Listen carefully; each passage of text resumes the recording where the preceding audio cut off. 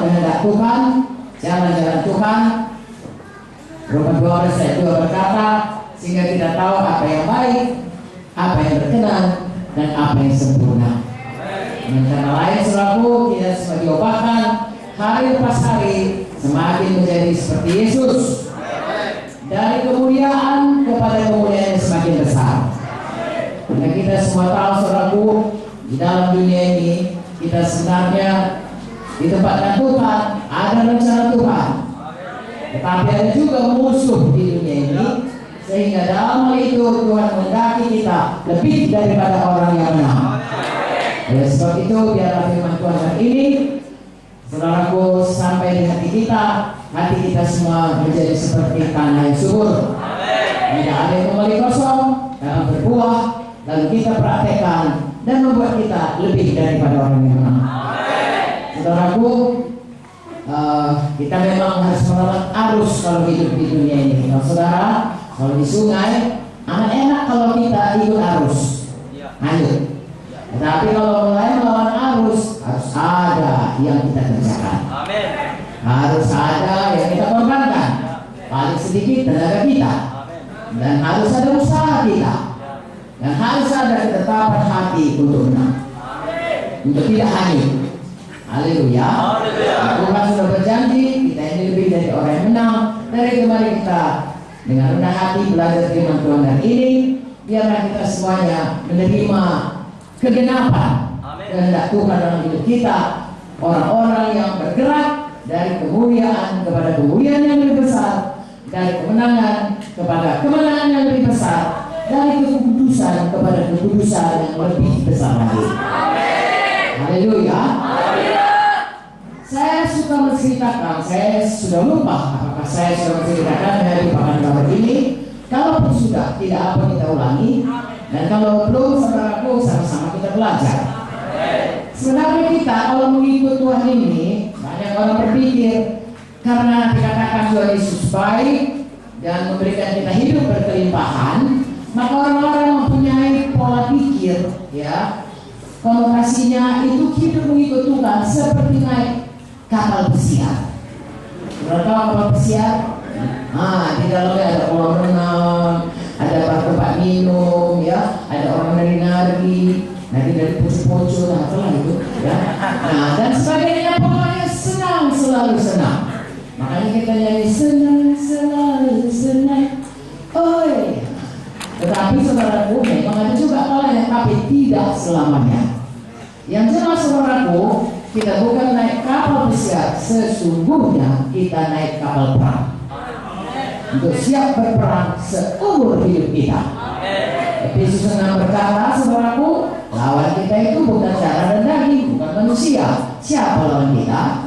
Setan dan iblis ada lawan kita. Haleluya. Kenapa? Ya, kita memang tidak ada dikatakan, kalau engkau mengikut Yesus, maka engkau naik kapal perang. Kalau engkau mengikut setan, maka engkau akan naik kapal perompak. Tidak ada dikasih. Tetapi dari firman Tuhan kita bisa, ya, mengilustrasikannya seperti itu supaya mudah kita mengerti. Yohanes 10 ayat 10 berkata, mau kita membacanya? Atau sudah hafal kita semua? Iya, saya rasa sudah hafal ini Yohanes 10. Saya suka kali ini. Begitu saya selamat, gembira kali saya lihat ayat ini. Ya, karena sangat baik. Mari kita baca sama-sama Yohanes 10 ayat 10. Saya ulangi lagi membaca. Oke. Pencuri datang hanya untuk mencuri, membunuh, dan membinasakan. Aku datang supaya mereka mempunyai hidup dan mempunyainya dalam segala kelimpahan. Satu lagi, Kolose. Ini juga mengenai bagaimana Yesus datang, ya. Kita baca dulu Kolose 1. Efesus, Galatia, Efesus, Filipi, lalu Kolose 1, ya. Ayat 13. Ia telah melepaskan kita dari kuasa kegelapan dan memindahkan kita ke dalam kerajaan anak-anak yang terkasih.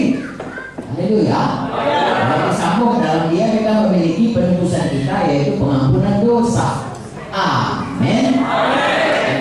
2 Timotius 2 saudara tahu, yaitu ajarkanlah apa yang kuajarkan padamu ya kepada orang yang mengajarkan lagi kepada orang lain.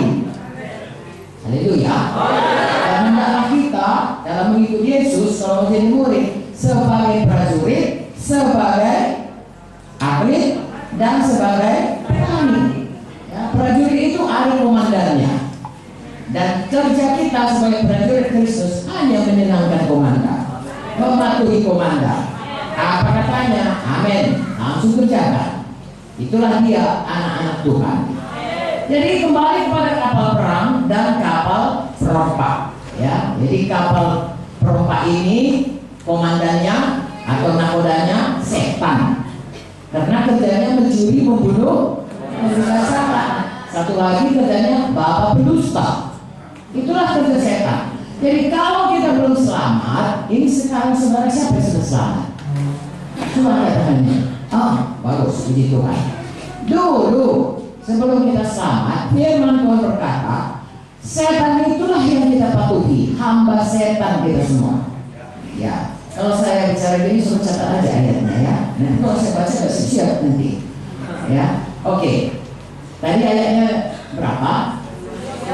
2 Timotius 2 ya, sambung terus ke bawah 3, 4, ayat 5. Oke, sekarang kita masuk kepada, nah tadi ada lagi Efesus 6 ya, mulai dari 10 sampai 18. Haleluya.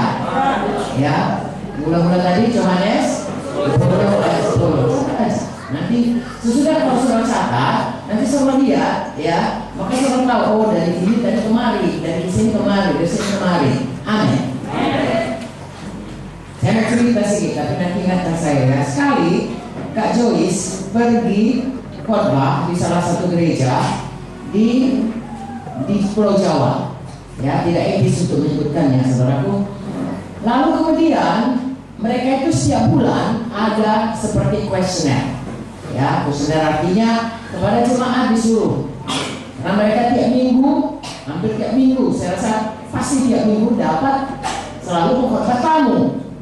Jadi dikatakan pengkhotbah tamu, dan pengkhotbah tamunya selalu dipanggil kalau enggak dari luar negeri, dari dalam negeri bertaraf internasional. Ya, enggak bukan cuma nasional, internasional. Biasa luar negeri semua berkhotbah. Jadi sebenarnya mereka itu kenal sama Pak Munte, tapi anak Pak Munte pun keciprat ya. Ya, tapi saya percaya itu karena Tuhan memang mengurapi Kak Joyce. Haleluya. Lalu dia ikutlah saudaraku berkhotbah 1, 2, 3, 4, 5. Dan khotbah kelima dia sudah mau pengsan. Tapi Tuhan mengurapinya. Kalau saudara akhir bulan keluarlah seperti kita berita imannya.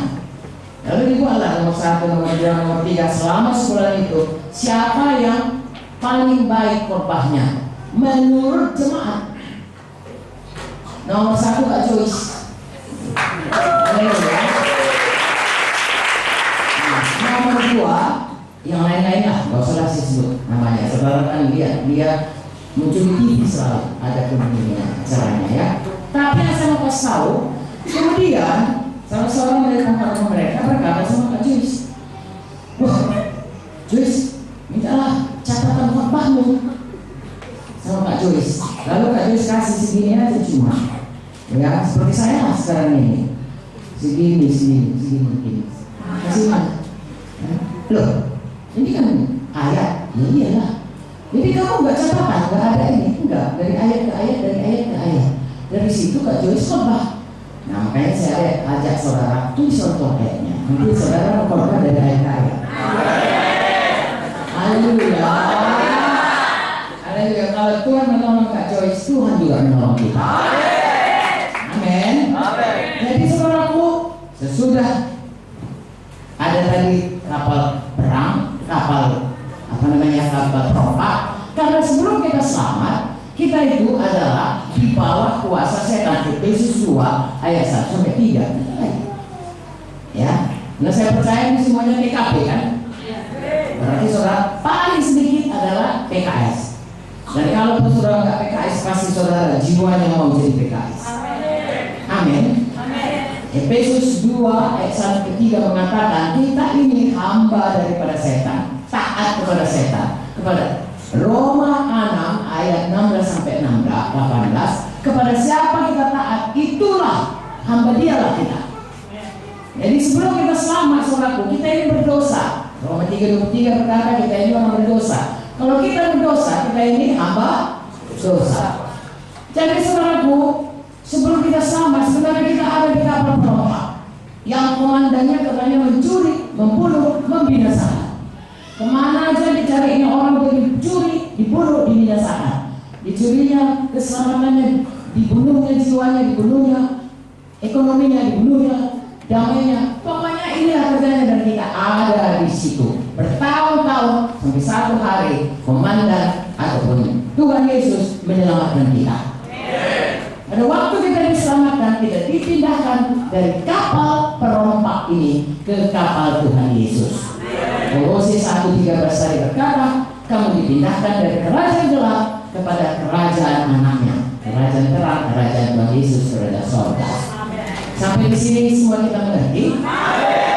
Saudara bisa membayangkan saudara pindah, tidak lagi di bawah komandan yang kejam, yang kerjanya kalau saudara salah, enggak pun saudara salah, saudara dihancurkannya, ya, ditipunya lagi saudara. Tetapi sekarang saudara di bawah kapten kapal ataupun nakoda ataupun komandan yang sangat mengasihi saudara, bahkan mati tapi bangkit kembali untuk melepaskan saudara dari kapal perompak itu. Haleluya. Namun kita membaca dalam Alkitab bahwasanya sesudah pun kita selamat, tadinya kita di sana pakai baju compang-camping. Katakanlah itu Tuhan berkata kebenaranmu adalah seperti kain kotor. Jadi pakaian kita itu compang-camping, perlu diganti dengan baju kebenaran Tuhan Yesus. Kadang-kadang saking biasa pakai baju compang-camping, senang pakai baju compang-camping itu. Padahal sudah di kapal Tuhan Yesus, perlu diubah. Di sana kita selalu ketakutan, selalu kalau dipanggil nama kita, katakanlah nama kita si Simanjunta itu belum terjadi. Ya, hidup lama kita khawatir, ya, tidak ada harapan, selalu di bawah tindasan kutuk dosa. Jadi kebiasaan itu kalau sudah pindah ke kapal perang harus berubah. Kita harus menjadi anak buah dari Tuhan Yesus, panggil perang, singa dari Yehuda,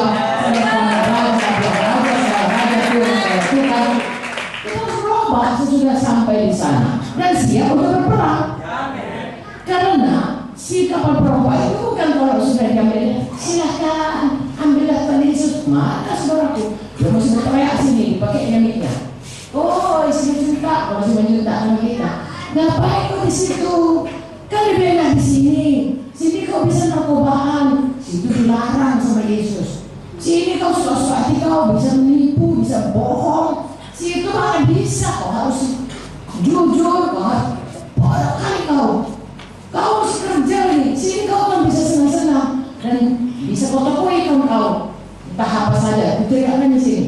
Nah, bagi kita saudaraku seumur hidup kita harus menang terhadap lawan yang mau menarik kita kembali keluar dari kapal, masuk kembali kepada kapal. Haleluya. Itu sebabnya Tuhan Yesus berkata, ya, Lukas 9:23. Apa kata Tuhan kalau mau mengikut Dia? Siapa yang ingat ayat ini? Katanya kepada mereka semua, setiap orang yang mau mengikut aku, dia harus menyangkal dirinya, memikul salibnya setiap hari dan mengikut aku. Harus menyangkal diri, mengangkat, mengikut setiap minggu. Oh, setiap minggu, bukan hari Minggu aja. Setiap hari. Amin. Haleluya. Galatia 2:20 berkata, hidupku ini bukan aku lagi, tetapi Kristus tinggal dalamku. Betul, saudaraku? Nah, ini mengangkat salib itu artinya mati. Betul? Setiap orang mengangkat salib itu pasti mati. Ya. Jadi apa arti ayat ini? Mengangkat salib, mengikut Yesus, menyangkal diri. Kalau kita lihat dari Galatia 2:20 tadi, nggak ada lagi, kita ini yang sudah mati. Artinya manusia lama kita, kepentingan diri, kehendak diri, kebenaran diri, semua yang dari kita memang sudah mati waktu kita dibaptiskan. dibaptiskan itu kan artinya dikuburkan. Kenapa dikuburkan? Karena udah mati. Cuma dia dikuburkan sama polisi kita. Ya, orang udah mati, mati apa yang mati? Manusia lamanya. Jangan lagi tinggal di situ. Harus bangkit kepada manusia baru yang dalam Kristus semua adalah kejadian baru. Haleluya. Kejadian baru itu apa? Hidup menyangkal diri, hidup mengangkat salib, hidup selalu mengikuti Yesus. Dengan kata lain, seluruh hidup kita disimpulkan dengan hukum kasih. Hendaklah engkau mengasihi Tuhan dengan segala hatimu, segala jiwamu, segala akal budimu, dan segala kuatmu. Itulah hidup kita. Sesudah kita mengikuti Yesus, seluruh hidup kita di kapal perang itu sungguh-sungguh hanya untuk Yesus. Dan untuk itu, lagi-lagi saya ulangi, kita mesti bisa melawan, ya kalau tadi dikatakan sungai, melawan sungai, harus sungai. Tapi kalau namanya kita hidup di dunia ini, sama dengan mesti bisa menang perang selalu. Kabar baiknya, kalau komandan kita tetap Tuhan Yesus, sudah kita patuh, selalu menang. Bahkan lebih dari orang menang. Bayangkan kalau saudara bertinju dan sudah dipastikan, kau tinju aja pasti kau menang. Siapa? Kita tak takut lawan kita. Benar saudaraku. Kau pokoknya kau tunjuk, kau dijamin menang. Nah, kita takut. Juara tinju dunia pun jadilah kalau sudah dijamin menang. Ya, tapi kalau nggak tahu menang atau itu yang takut kita bertinju. Ya, apalagi berperang. Tapi ini kita sudah tetapkan kalau Yesus panglimanya pasti menang. Haleluya. Kalau belum menang bukan salah Tuhan, mari kita belajar lagi. Dari firman Tuhan, dan firman Tuhan ini adalah Tuhan sendiri. Apa yang hendaknya, apa yang dikatakannya, apa yang dijadikannya, itu adalah firman Tuhan. Makanya saudaraku, bagaimanakah kita? Kalau kita mau menang, kita mesti punya hikmat dari Tuhan. Apakah yang menyebabkan kita kalah? Saya mau bacakan dari Yakobus 3 supaya saudara mudah mengingatnya apa itu menyangkal diri, apa itu mengangkat salib, apa itu mengikuti Yesus. Yakobus 3.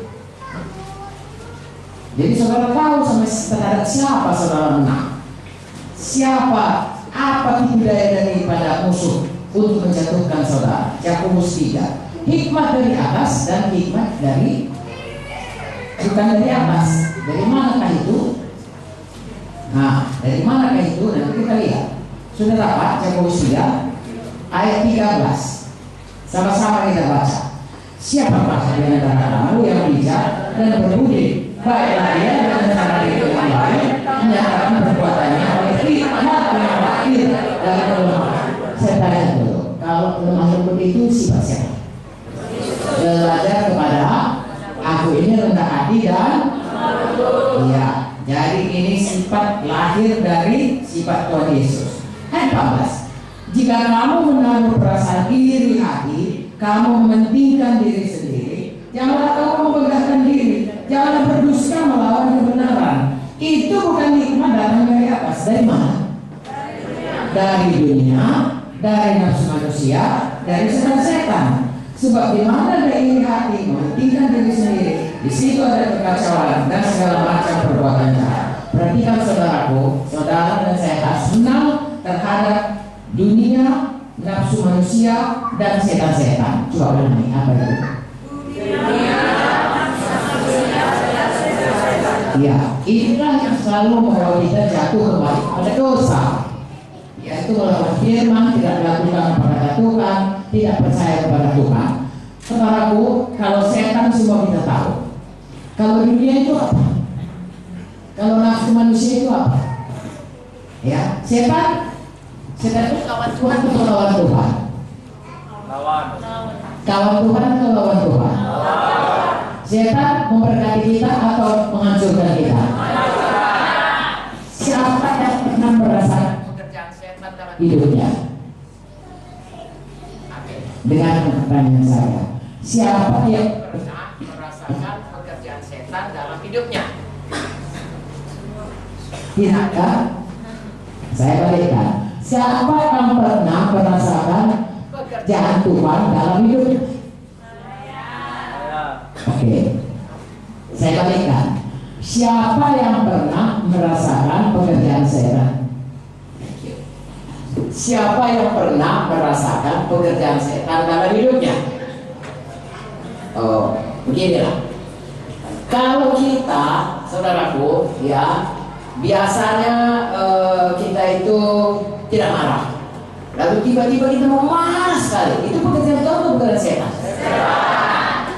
Oke. Kalau biasanya kita tidak mau mencuri, lalu tiba-tiba ada di situ ada uang, atau di kantor kita tergoda, ya, kita kepengen mencuri. Itu pekerjaan Tuhan atau pekerjaan setan? Kalau ada orang terhentam, lalu kemudian kita kepingin nolongnya, itu setan atau Tuhan? Tahu saudara bedanya Tuhan dengan setan? Sekarang saya tanya, siapa saudara yang pernah merasakan pekerjaan Tuhan dalam hidup saudara? Oke. Siapa yang pernah merasakan pekerjaan setan dalam hidupnya? Turunkan tangan saudara. Kalau saudara berkata tidak, itu namanya berbohong. Satu dari sendiri. Kalau semua kita pernah jatuh berdosa, sudah pun selamat. Tapi puji Tuhan, darah Yesus tersedia. Tapi kalau kita tidak kenal itu pekerjaan setan, atau kita mengeraskan hati, tetap mau, tidak mau menyangkal diri, tidak mau mematuhi Tuhan, mengikut Yesus seperti yang kita katakan tadi, tidak mau mengangkat salib, mati terhadap kita, maka kita akan tertipu dan kita akan jatuh kepada dosa. Karena saudaraku, oke, buka Yakobus 1 di depan. Yakobus 1 ayat 12, 13, 14, 15. Ya, inilah pekerjaan daripada musuh dan pekerjaan dari kehendak daging, ya, dan pekerjaan dari duniawi yang kita baca tadi. Saya baca. Berbahagialah orang yang bertahan dalam pencobaan, sebab apabila dia sudah tahan uji, dia menerima mahkota kehidupan dijanjikan Allah kepada barang siapa yang mengasihi dia. Perhatikan, Tuhan mau kita mengasihi dia, Tuhan mau kita menang, tahan uji, Tuhan kasihkan kepada kita mahkota. Dan Tuhan katakan kita berbahagia. Di sepanjang hidup kita pasti bisa. Siapa yang mencobai kita? Kita baca di bawahnya. Apabila seorang dicobai, janganlah dia berkata pencobaan ini datang dari Allah, sebab Allah yang tidak akan dicobai oleh yang jahat, dia sendiri pun tidak mencobai siapapun. Apabila tiap-tiap orang dicobai oleh keinginannya sendiri, karena ia diseret dan dipikat olehnya. Dan apabila keinginan itu telah dibuahi, ia melahirkan dosa. Dan apabila dosa itu sudah matang, ia melahirkan maut. Tadi kita sudah baca bagaimana arus yang menarik kita. 1, setan, 2, duniawi, 3, kehendak daging. Ini bekerja sama ini. Setan kerja nipu. Ya, kenapa kau mau ditokohinya? Marahlah kau, balaslah. Ditipunya saudara. Dia tidak bisa saudara aku memukul saudara, itu gak bisa. Dia menipu saudara, itu jatuh kepada dosa. Sesudah saudara jatuh kepada dosa, seperti dikatakan tadi, apabila keinginan itu, kemudian ada kehendak daging kita untuk marah, lalu dibuahi oleh perkataan setan, maka dia kemudian seperti seorang yang mengandung, ya. Terus bertambah besar, tidak digugurkan itu kandungan, maka dia akan melahirkan dosa. Dan kalau sudah cukup umurnya, melahirkan maut, karena upah dosa adalah maut. Harus bertobat sungguh-sungguh. Dan paling bagus, jangan dengar apa kata setan. Haleluya. Jadi kita lihat saudaraku, bagaimana setan itu mencobai. Tuhan tidak pernah mencobai. Siapa yang mencobai kita? Setan. Dan yang dicobainya keinginan daging kita. Di sini dikatakan. Karena kita punya keinginan daging, terseret, terpikat. Jangan mau terpikat oleh setan. Oleh tipu dayanya, oleh suaranya. Makanya saya katakan tadi, siapa yang tahu pekerjaan setan, siapa yang tahu pekerjaan manusia, pekerjaan Tuhan. Kalau kita tahu itu pekerjaan setan dan kita tahu itu bukan pekerjaan Tuhan, tolak. Dari mana kita tahu? Lagi-lagi, makanya hari ini kita belajar. Amin.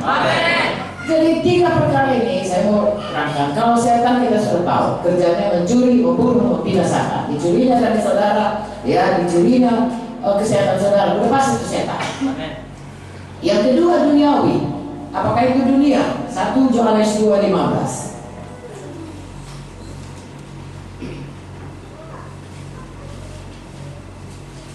Jadi kita kalau lagi tinggal dunia, bukan.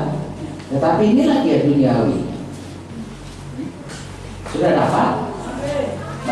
Mari baca 1 Yohanes 2:15.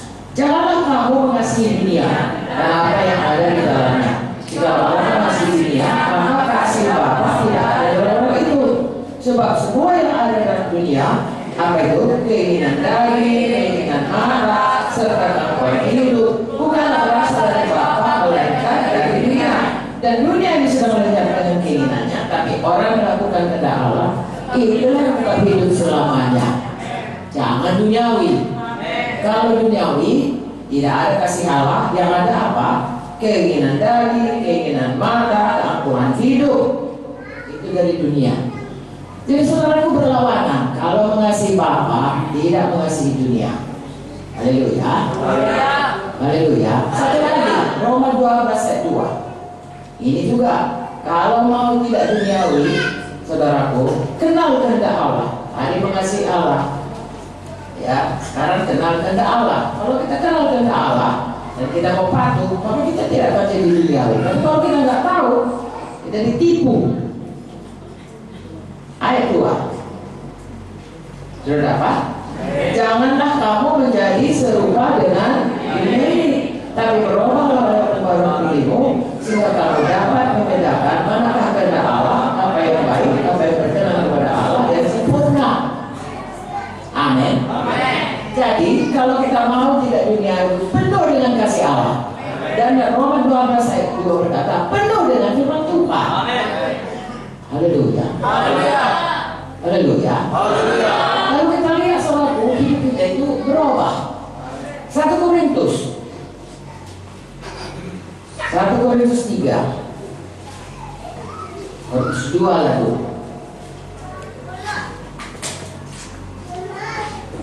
Oke, Korintus 3 ya, ayat 1. Dan aku saudara-saudara pada waktu itu tidak dapat berbicara kepada kamu seperti manusia rohani, tapi hanya manusia duniawi, karena belum dewasa. Halo. Jangan jadi manusia duniawi karena mudah ditipu setan. Anak-anak mudah ditipu kan? Kenapa anak-anak bisa diculik? Nanti dikasih kompor, kan gitu. Diming-iming, tertipu, lalu diculik. Makanya kita harus lindungi anak-anak. Tapi kalau secara rohani, saudaraku, jangan terus-terusan tidak bertumbuh. Kalau anak-anak bisa kelihatan besarnya. Kalau sudah secara rohani, kadang-kadang kita pikir dia kan PKS, dia kan udah PS, dia kan sudah lama melayani nyanyi, belum tentu saudara. Ya, kalau orang itu tidak bersungguh-sungguh bertumbuh, coba perhatikan ayat 2 berkata, susulah yang diberikan padamu, bukan makanan keras. Saat mendapat kamu menerimanya, sekarang pun kamu belum dapat menerimanya. Jadi kalau orang baik, dia cuma bisa minum susu, suruh kasih dia auto metrek.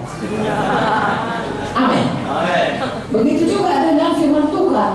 Dikasih dia mesti dikasih yang engkau akan berkati kalau kaya, engkau akan sembuh kalau kau sakit, engkau akan bebas kalau kau narkoba. Kalau mulai kita katakan engkau harus hidup kudus, mulai kau dia. Kau harus melayani, kau dia. Makanan keras dia mau. Itulah manusia yang masih duniawi. Bukan lamanya. Kemarin ada saya tanya anak Tuhan, berapa lama itu seseorang itu untuk bisa menjadi mulai kelihatan dewasa? Kalau kita manusia mudah melihatnya, kapan dewasa? Sudah mulai suaranya. Dari mana mereka? Tadi dia masih. Sudah orang itu enggak. Kemana kau jauh? Udah lain suaranya, berubah. Dan sudah mulai berkumis, ya sudah mulai berjenggot. Dan kalau tiaranya bisa begini sampai kemana? Wanita juga sudah mulai berpinggang. Ya. Anak laki-laki perempuan sama aja saudara. Ya karena saya dokter anak, saya bisa cerita. Dan kalau sudah mulai ada terjadi perubahan secara badani. Secara rohani, kadang-kadang sama pun umur rohaninya. Kalau anak-anak saudaraku, sesudah dia umurnya 12 tahun, 15 tahun masih ada laki-laki ada yang salah. Kalau secara rohani juga gitu.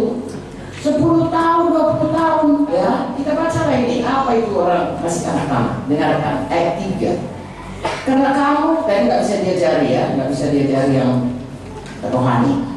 Ayat 3. Karena kamu masih manusia duniawi, supaya di antara kamu ada iri hati, ada perselisihan. Bukankah hal itu menunjukkan bahwa kamu manusia duniawi? Kamu hidup secara manusiawi. Karena jika seorang berkata, aku pihak Paulus, aku pihak, yang lain berkata, aku golongan Apolos, bukankah hal itu menunjukkan bahwa kamu masih manusia duniawi, bukan rohani? Apakah Apolos? Apakah Paulus? Pelayan Tuhan. Olehnya kau jadi percaya masing-masing menurut jalan yang diberikan Tuhan, berbuatnya Tuhan. Aku menanam, Apolos menyiram, Tuhan yang memberi pertumbuhan. Apapun yang ada di sekarang ini, itu kerja Tuhan. Kalau saudara mulai berpihak ke sana, aku pihak si A, aku pihak si B, aku yang itu, aku yang ini, itu sudah masih anak-anak itu saudara. Apalagi dari hati, ada perselisihan. Ya, kenapa orang itu begini, nggak melayani? Iya, ya bertengkar. Harus bisa diselesaikan kalau mau dewasa. Amin. Tidak boleh iri hati. Kenapa dia diangkat? Aku gak diangkat. Saudaraku, dari Tuhan datang pengangkatan dia. Mau diapain pun Yusuf tetap jadi perdana menteri. Haleluya. Jadi saudaraku, kita melihat ada manusia duniawi seperti ini. Ada tanda-tandanya. Saya ulangi ya. Kalau manusia badani mudah kita mengerti. Saya itu umurnya Ustaz, atau umur 2 tahun loh. Tahu kita. Tapi rohani tidak ngerti. Diri kita bukan kita nggak ngerti.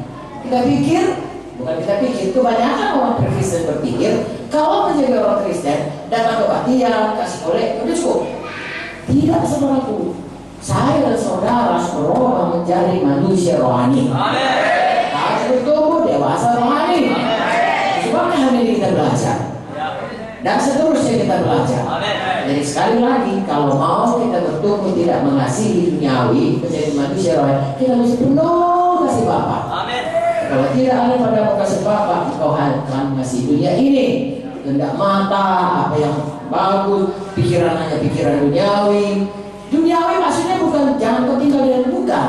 Artinya sistem dunia ini merasuk kita. Apakah sistem dunia ini? Kalau orang kaya, ya kan.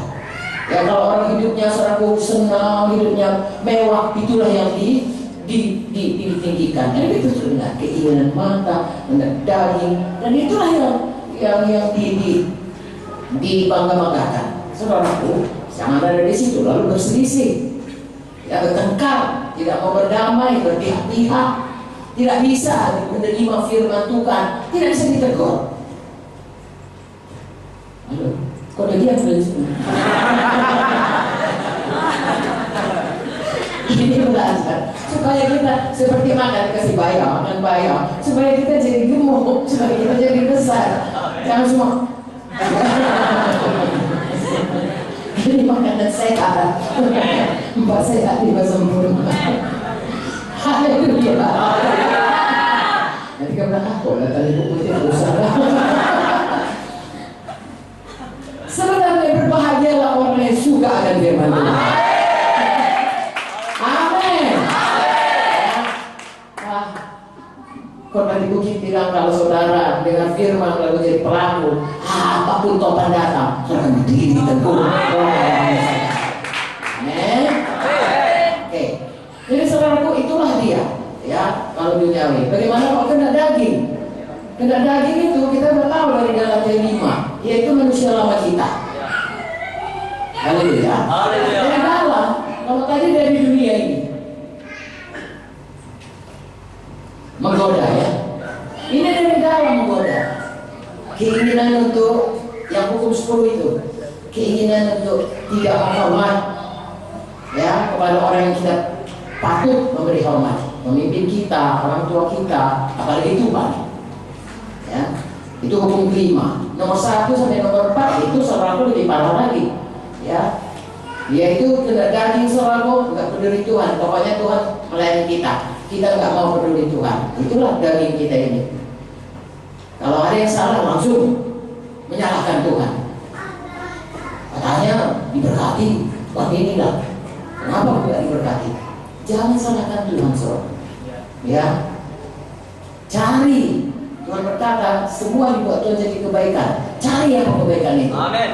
Ya, kalau memang dari pihak, bukan memang, pastilah dari pihak kita. Kalau Tuhan gak akan pernah dia melanggar firman-Nya. Kalau dia berkata dia mau memberkati kita, pastilah dia berkati kita. Dia tidak pernah bohong. Kalau kita belum diberkati, mari kita cari jalannya.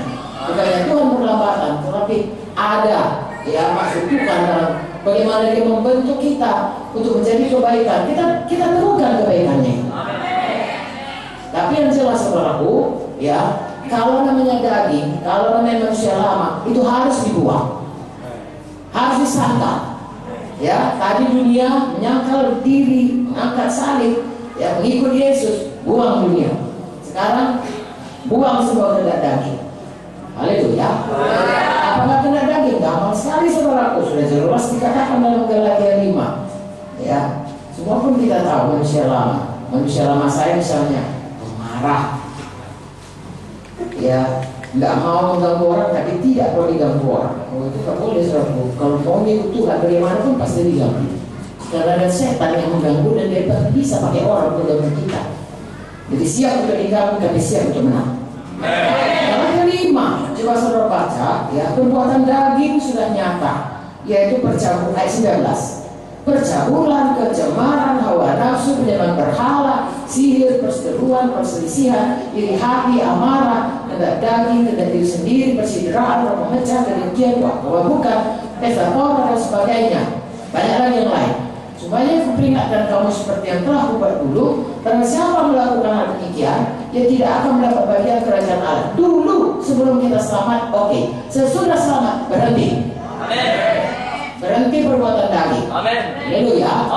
Menyangka diri. Ya. Dan kalau lihat kita lihat dari ayat 16, maksudku ialah hiduplah oleh roh, maka kamu akan tidak akan menuruti kehendak daging. Sebab keinginan daging berlawanan dengan roh, keinginan roh berlawanan dengan keinginan daging.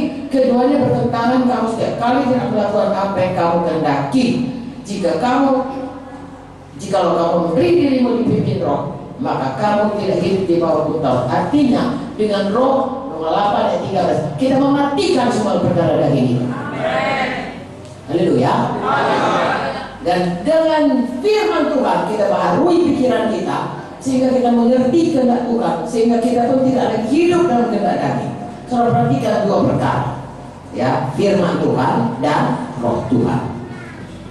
Haleluya. Haleluya. Saudaraku, kalau kita baca senjata rohani, maka kita akan lihat saudaraku, yang bisa yang menyerang itu adalah firman Tuhan. Amin. Haleluya. Ya, mungkin yang kali cerita lebih banyak situ, tapi yang jelas sekali, kalau kita mau saudaraku melawan arus atau kita mau berperang bersama Tuhan Yesus, ya, dan menang, maka satu perkara yang kita harus ingat, kita harus selalu penuh dengan firman, penuh dengan roh. Amin, saudaraku. Kolose 1, bukan.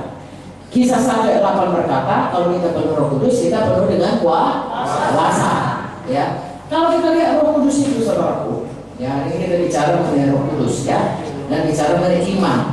Apakah iman didapat dari firman? Betul.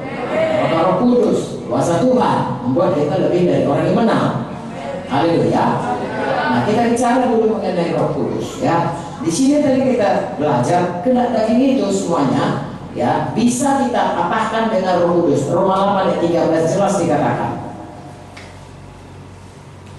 Galatia 5 tadi mengatakan bertentangan roh dengan kehendak daging. Galatia 8 ayat 13, Roma 8 ayat 13 jelas dikatakan, ya. Sebab jika kamu hidup menurut daging, kamu akan mati.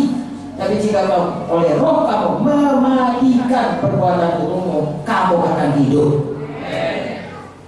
Jadi sebelum kita selamat, kita ada di kapal ini, nggak bisa kita, nggak ada Roh Kudus sama kita, mati roh kita.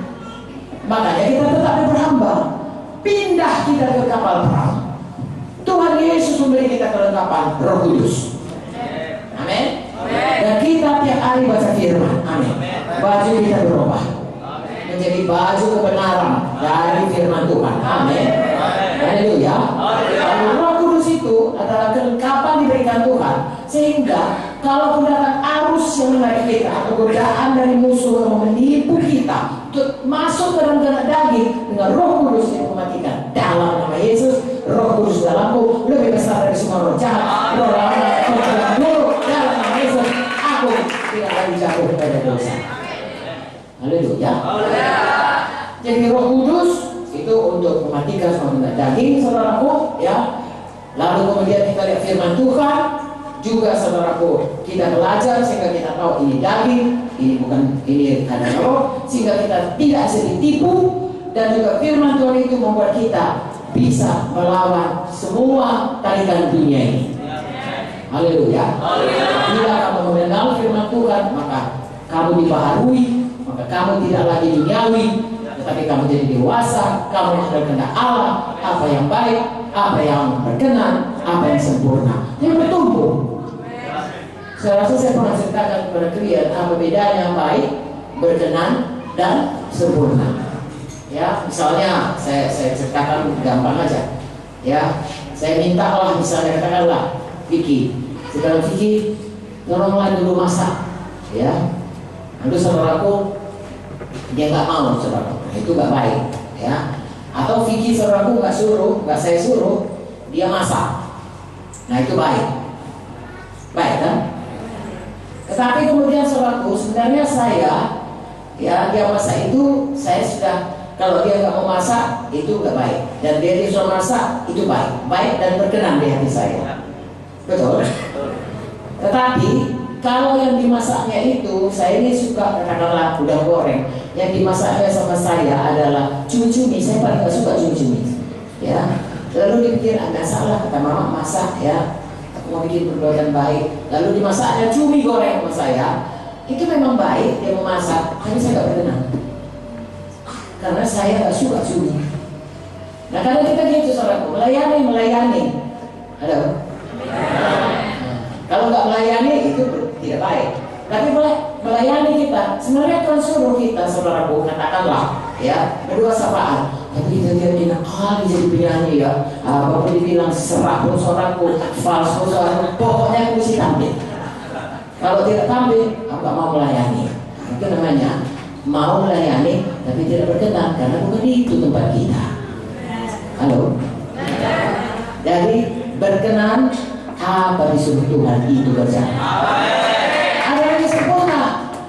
Nyanyi juga asal saja saudaraku, apa mau dia, ya nggak peduli dia orang dalam rumah atau nggak dalam rumah, orang sudah bingung, sudah capek, sudah berjam-jam nyanyi, nggak peduli. Itu belum sempurna.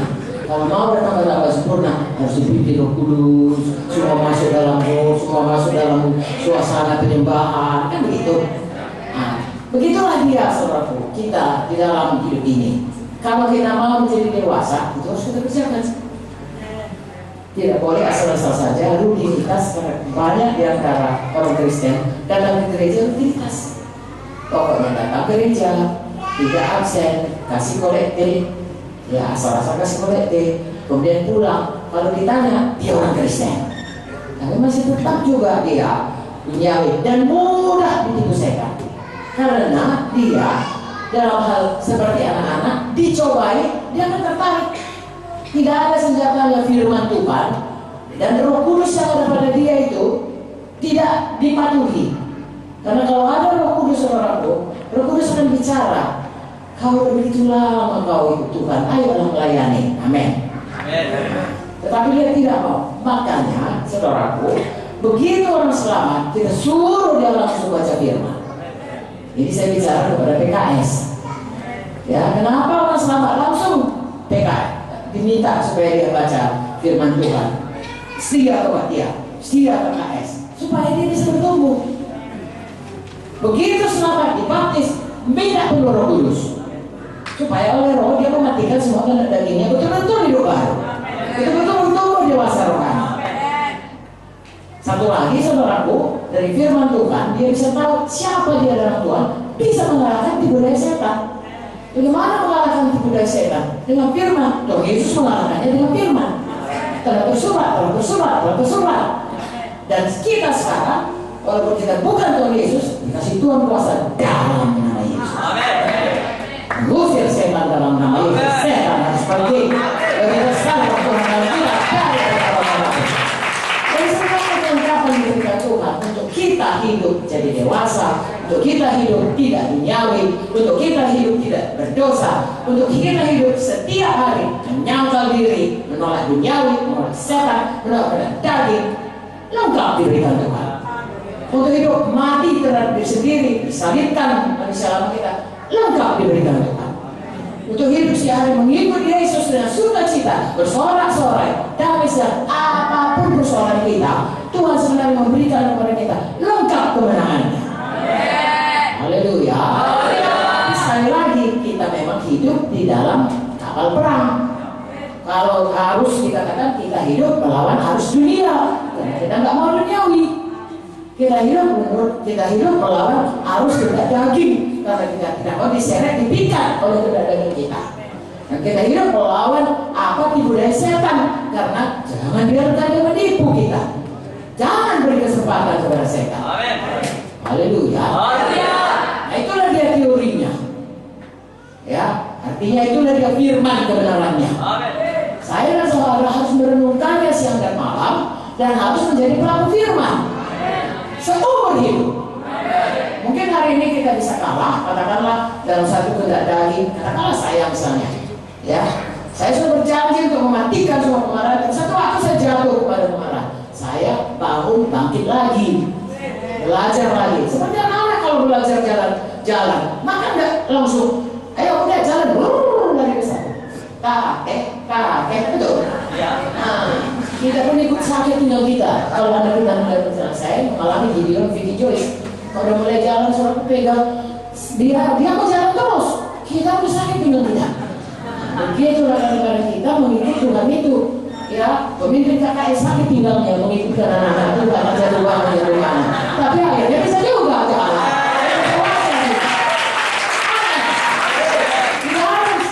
Yang punya sia-sia, harus berlalu dengan Tuhan. Tuhan tahu semua dan mahkota sudah disediakan kepada selalu kita berkata-kata. Haleluya. Jadi saya dan saudara ingat baik-baik, kata Ibu Munti, kata firman Tuhan, bukan naik kapal pesiar, naik kapal perang. Tiap hari ada yang mesti kita lawan arus itu. Ya, kalau setan mau menipu, dalam nama Yesus. Kalau duniawi datang, kasih Allah firman Tuhan. Haleluya. Kalau semua kehendak daging serahku semuanya, Roh Kudus mematikan itu semuanya. Jangan dengan suara dari daging ikut kehendak Roh. Haleluya. Baca Roh, kasih sukacita, damai sejahtera kesabaran. Lihat itu tiap hari bertumbuh dalam saudara. Kami kalau dulu mula-mula nanam pohon mangga, saudaraku, pohon mangga, ya begitulah senangnya mangga itu berbuah, sedikitnya buahnya.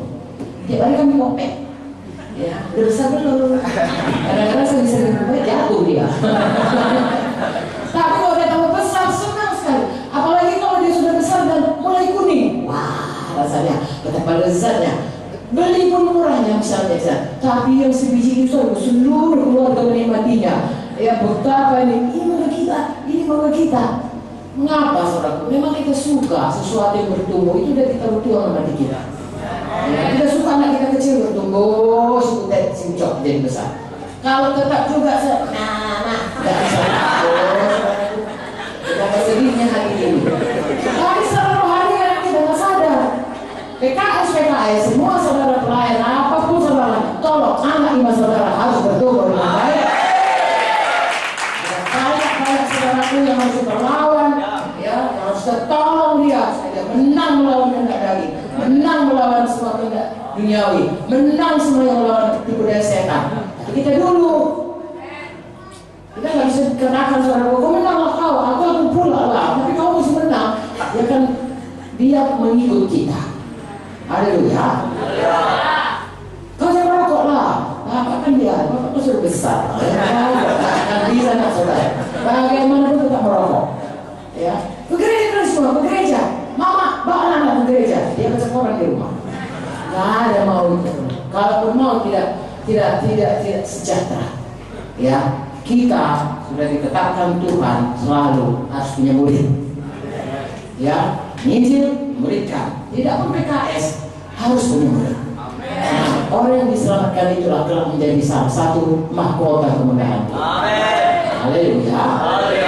Jadi saudaraku, itu kita belajar bagaimana melawan arus dunia ini, bagaimana berperang melawan musuh, dan peperangan itu bukan kita yang melakukannya, Tuhan yang melakukannya di dalam kita dengan memberikan kepada kita Roh Kudus dan memberikan kita firman-Nya. Bagian kita lah selalu mematuhi firman-Nya, percaya pada firman-Nya, dan mematuhi Roh Kudus. Itu makanya saya katakan selalu 3P minimum, yaitu percaya, patuh kepada firman, dan penuh Roh Kudus, dipimpin Roh Kudus. Kalau saudara lakukan itu, saya percaya saudaraku, bagaimanapun kuatnya arus, saudara bisa saudaraku lebih dari orang yang menang. Haleluya. Jangan kecil hati kalau misalnya satu kali kita jatuh. Tuhan itu pemurah, itu maka disediakannya firman Tuhan yang berkata, jika kita berdosa, saudaraku mengaku dosa, bertobat, darah Yesus menyucikan. Tapi jangan tetap di situ. Ya, ini sering diceritakan mengenai bedanya kambing dan domba dengan babi. Halo, siapa pernah melihat domba? Nggak pernah melihat domba. Oh, gambarnya lah. Siapa pernah melihat gambar domba? Bagaimana suara domba? Gitu ya. Nah, kalau suara babi?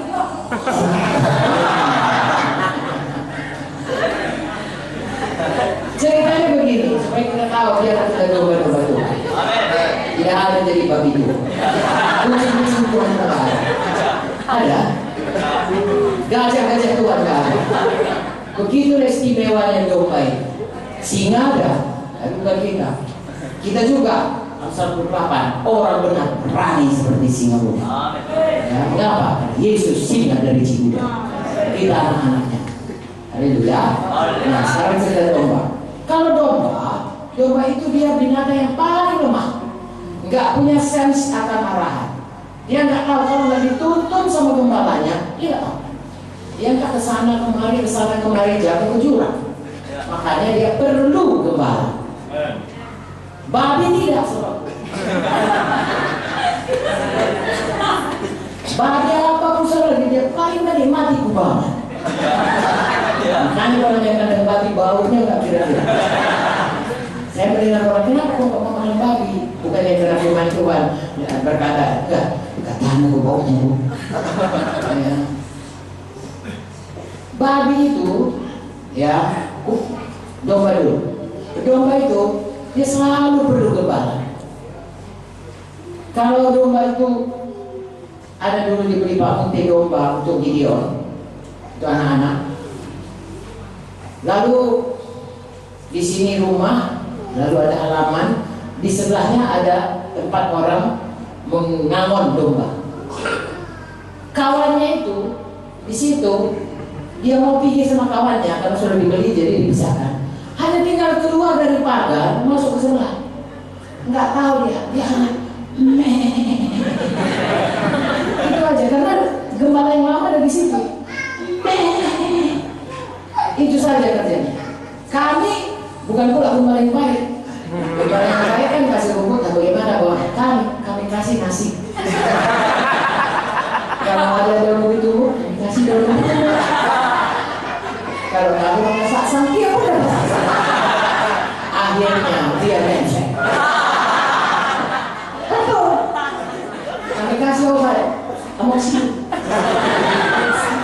Tambah marah mencet. Sudah 3 hari disorban dia. Itulah riwayat kami. Kenapa? Karena memang dia perlu gembala. Dia kan kodratnya domba. Ya, patuh sama gembala. Kami bukan gembala, habis lagi juga. Sedih juga kami purkan dengan segala upacara. Lalu saudaraku kalau babi, semua kita tahu. Disemprot, pakai air, disabun, disabun wangi, ambil parfum. Lalu dipakai di baju, dikasih topi, kaos kaki, Didudukkan di kursi makan. Lalu kita pun mulai mencari untuk makanannya. Sila kita udah lari balik ke rumah. Percaya saudara? Itu kodratnya. Kodrat domba. Tidak suka kubangan, kita suka gembala kita. Jangan mau jadi musuh. Haleluya. Kejadian baru kita hamba kebenaran, hamba Yesus. Jangan mau dengar arus yang menyeret kita untuk mengikut duniawi, untuk mengikut semuanya kehendak daging yang lama, apalagi mendengar budaya setan. Berhenti, mari manusia baru. Dan terus dibaharui menjadi seperti Yesus. Harus bagaimanapun kuatnya, kuasa Roh Kudus jangan dibuang. Tipuan setan apapun dia, kalau Yesus bisa menang dengan berkata, telah tertulis, dengan iman dia berkata, kita pun bisa menang. Haleluya. Saya masuk di sampah. Sampai di sini saudara dapat mengerti apa yang mau menipu kita, apa yang mau menyeret kita, dan bagaimana melawannya. Simpel saya katakan, saudara harus punya firman, merenungkannya siang dan malam, menyimpannya dalam hati saudara. Ini seperti kita bicara begini ya. Perumpamaan benih berkata, kalau kita mendengar firman, bukan sekarang ini saja, kapan saja. Kalau kita membaca, atau kita katakanlah TKP, atau kita kebaktian minggu, kapan aja. Kalau firman ini seperti benih ditabur, ya, saudara baca Matius 13 dan paralelnya di Markus, di Lukas, dikatakan kita harus mau mendengarnya. Halo? Menyambutnya. Jangan tolak. Halo? Mengerti. Jangan biarkan nggak mengerti. Saudara kalau mau konten tinggi di sekolah, kan saudara ngerti dulu itu matematika itu. Ngerti dulu itu apa yang diajarkan dulu. Kalau saudara bisa konten tinggi. Kalau saudara nggak apa kata guru, apa kata mereka jadi bukan itu. Tak akan pernah saudara jadi juara. Terus diingatkan baik-baik. Lebih lagi firman Tuhan yang membawa kehidupan kepada kita. Harus mengerti, harus menyambutnya, harus percaya dan menyimpan dalam hati dan menjadi pelaku dengan setia. Bertekun. Maka dia berpuas 100 kali, 60 kali, 30 kali. Itu yang harus kita lakukan dengan firman Tuhan itu. Dan pada waktu diperlukan untuk melawan, untuk berperang seperti itu, musuh yang menipu seperti pedang roh, Tuhan Yesus berkata, dikatakan tidak. Dalam nama Yesus, firman Tuhan berkata, aku tidak akan mati, aku akan hidup oleh pilur-pilur Yesus. Kalau sakit, haleluya. Kau akan gagal, tidak. Aku sungguh-sungguh dengar firman Tuhan, lakukannya. Tuhan berkata, dia akan mengangkat aku selalu di atas segala bangsa. Aku akan berhasil, tidak akan turun, aku akan naik, tidak akan naik. Yang melakukan Roh Tuhan dalam kita, saudara biasakan selalu basah. Tapi jangan naik angkot namanya. Oke, jangan naik angkot begitu naik angkot.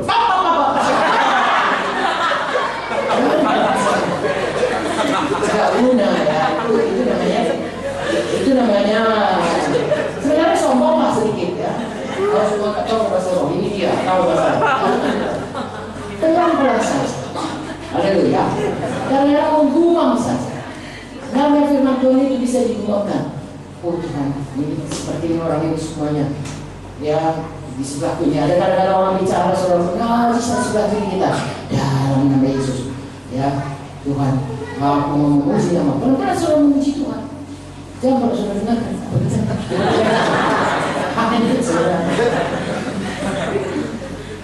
Tahu saudara, di negara dunia ini yang paling suka infotainment kita, makanya paling banyak ini ya medsos di Indonesia. Karena itu memang bisa jatuh. Saya nggak berkata medsos itu benar daging, tapi seperti tadi ada arusnya. Makanya mesti punya hikmat Tuhan. Dan Roh Kudus itu adalah roh hikmat. Tahu saudara apa Roh Kudus itu? Supaya saudara menang, bukan hanya mengusir setan ya. Bukan hanya kalau minggu rapi, ya kemarin saudara udah pernah di sini diucapkan oleh Joyce mengenai roh keberanian, roh ketekunan ya, Kaleb. Itu juga, coba buka Yesaya 11.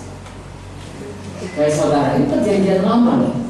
Apalagi perjanjian baru jauh lebih baik dari perjanjian lama. Yesaya 11 saja mengatakan, inilah dia roh Tuhan.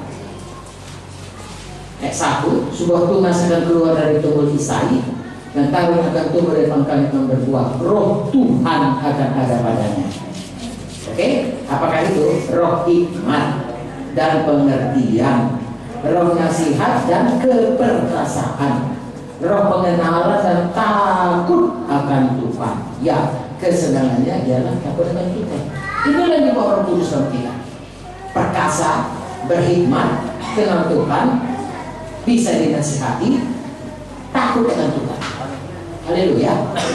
Kalau saudara baca lagi, saudara Yesaya 36, maka dikatakan Roh Tuhan itu membaharui hati kita sehingga kita patuh kepada Tuhan, bisa melakukan kehendaknya, firman-Nya. Ya, Yesaya 36 ayat 26-27. Kamu akan kuberikan hati yang baru, roh yang baru dalam hatimu. Aku akan menjauhkan dari tubuhmu hati yang keras, kuberikan kepadamu hati yang taat. Rohku akan kuberikan dalam hatimu. Aku akan membuat kamu hidup menurut segala ketetapanku, tetap berpegang pada peraturan-peraturanku dan melakukannya. Jadi bisa semua menjadi pelaku firman. Roh Kudus dalam kita itu membuat kita bisa menjadi pelaku firman, bisa menang.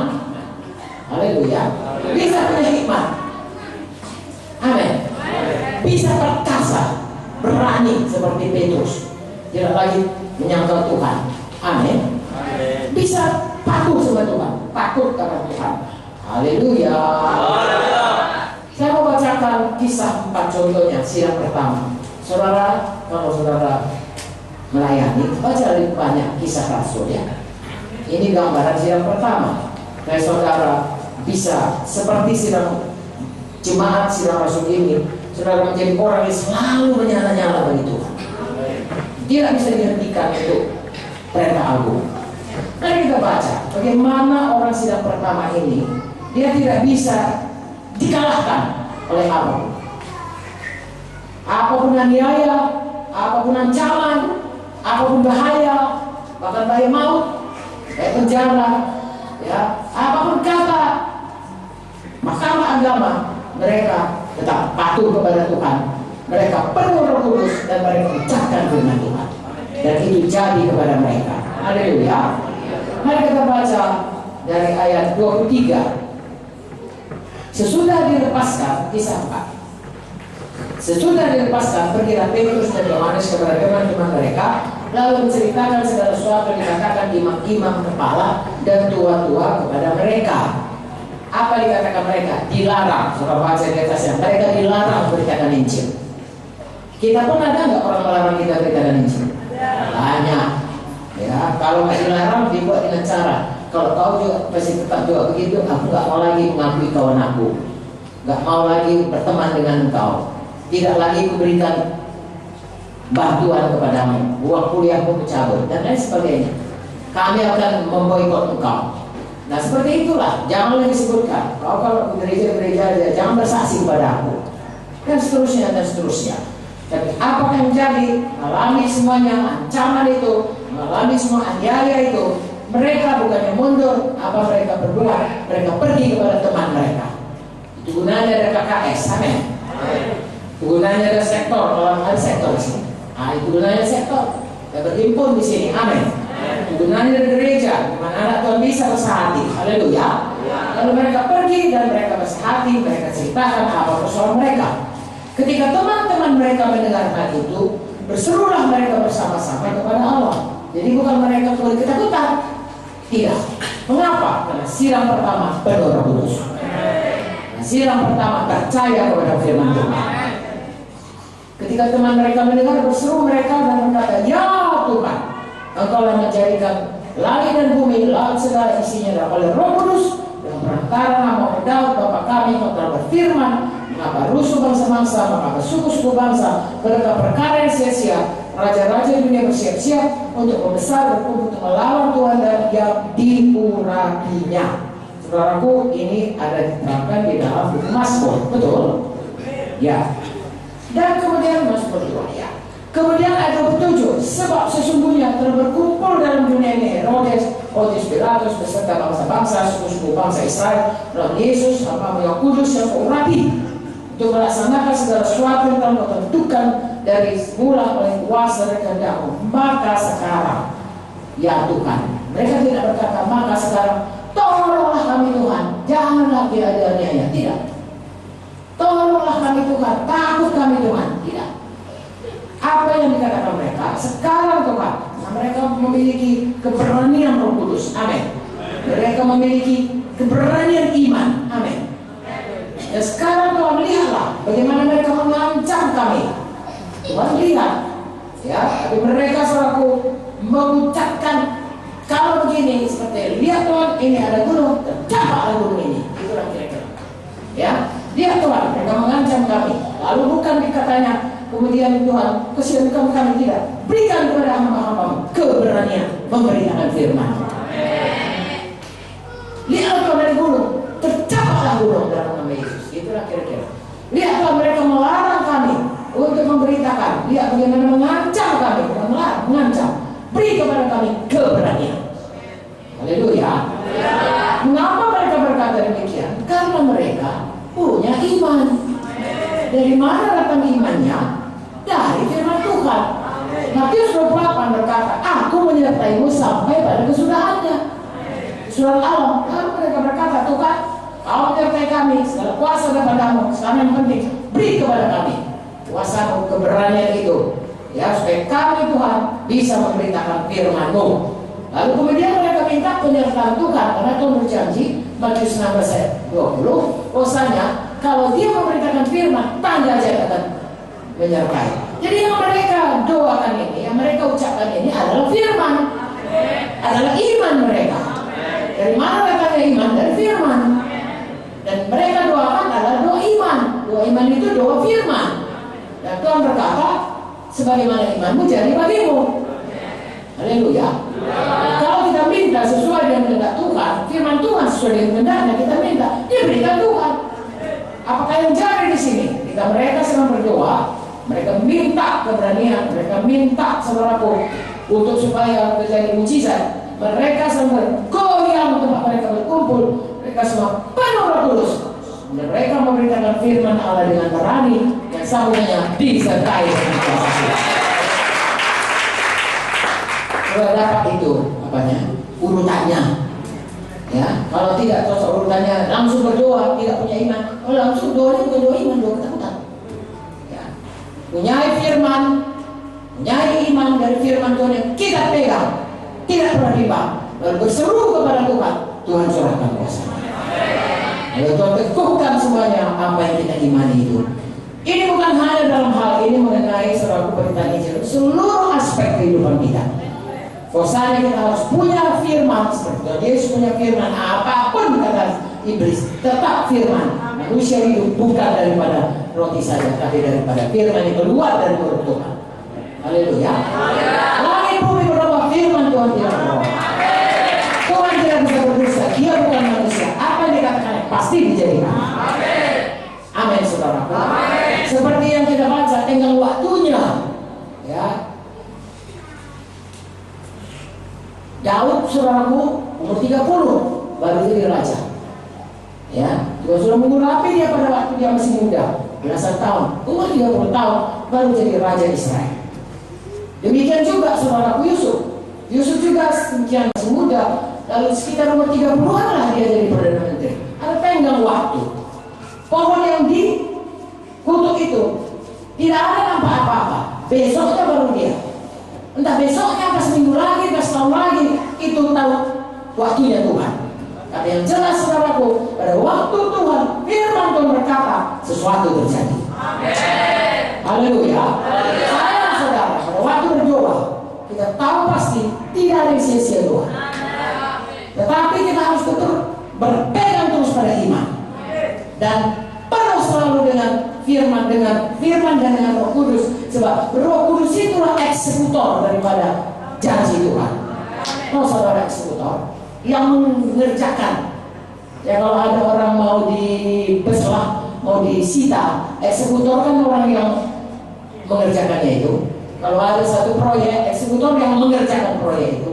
Kalau ada janji Tuhan yang berseru, yang menurunkannya, Roh Kudus yang menurunkannya, yang membawanya. Haleluya. Pembela agung Tuhan Yesus. Kita berdoa, berseru kepada Tuhan sesuai firman, lalu Tuhan Yesus berkata, kira-kira begitulah. Bapa, anakmu ya menyebutkan janjimu, kau tentu harus memenuhinya. Mari sama-sama kita penuhi. Lalu Tuhan berkata, penuh, Roh Kudus membawanya. Karena Roh Kudus ada di dunia ini, dan Roh Kudus turun, kuasa Tuhan adalah jadi. Bisakah saudara menang semua? Semua bisa tidak terseret oleh arus. Dalam setiap peperangan bersama Yesus kita lebih dari orang menang. Mengerti bahwasanya yang mau menyeret kita itu adalah setan penipu, kehendak daging yang bisa saudaraku kita patahkan saudaraku dengan kuasa Roh Kudus, dan duniawi yang bisa kita patahkan dengan firman Tuhan yang membuat kita dewasa sehingga kita menganggap itu sampah semua dunia ini. Haleluya. Kasih Tuhan saudara. Sehingga apapun yang disonorkan dunia ini kepada kita itu semuanya seperti kata Paulus sampah saja. Kalau kita tidak mengerti, maka kita akan menganggap itu sesuatu yang baik. Tahu saudara Fata Morgana ya, di padang pasir kamu padahal itu semuanya tidak ada sesuatu. Tipu daya setan dulu. Saya percaya GKI Riau bukan hanya Pekanbaru, seluruh Riau, seluruh Indonesia. Ya, kemuliaan Tuhan yang mengikuti. Haleluya. Kata Tuhan diberkati. Katakan saudara, kita tutup mata kita. Tuhan Yesus engkau memberkati kami semuanya. Hamba-hambamu ini Tuhan, oh Tuhan, anak-anakmu ini semuanya bangun dan bangkit Tuhan, bertumbuh semuanya.